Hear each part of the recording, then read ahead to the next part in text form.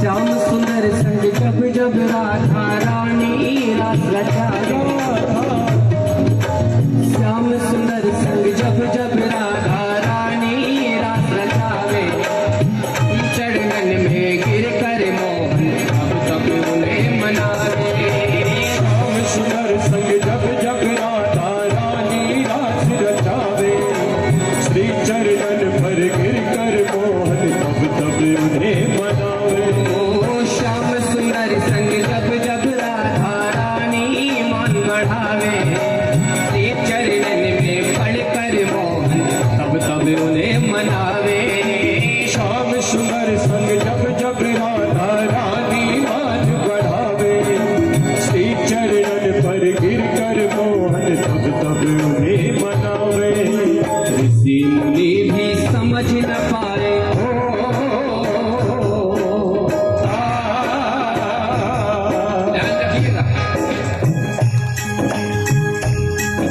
आजकल लोगों ने प्रेम का रूप बदल दिया है। और वास्तव में प्रेम यदि कहीं देखा जाता है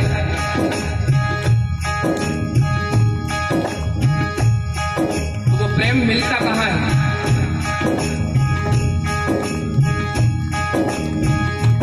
वो प्रेम भगवान राधा रमण का स्मरण करने से प्राप्त हो जाता है। इसलिए कौन स्मरण करते हैं इस नाम को? ऋषि मुनि भी समझ न पाए,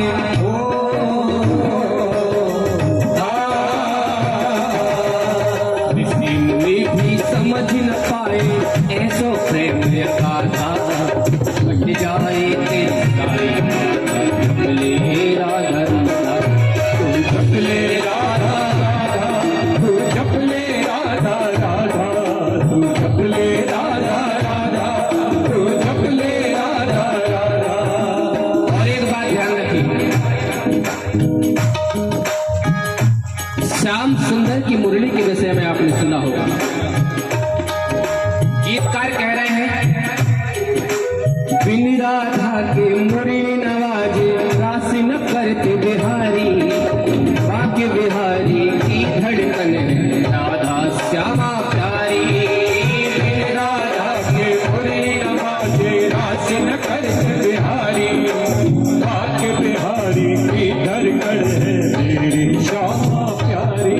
सार सर्वस्व है, भजन के शब्दों पर ध्यान दीजिएगा। बिन राधा के मुरली नवाजे, भगवान का ये संकल्प है कि जहां राधा नहीं वहां मुरली नहीं, और जहां वृंदावन नहीं, जहां राधा नहीं वहां रास नहीं।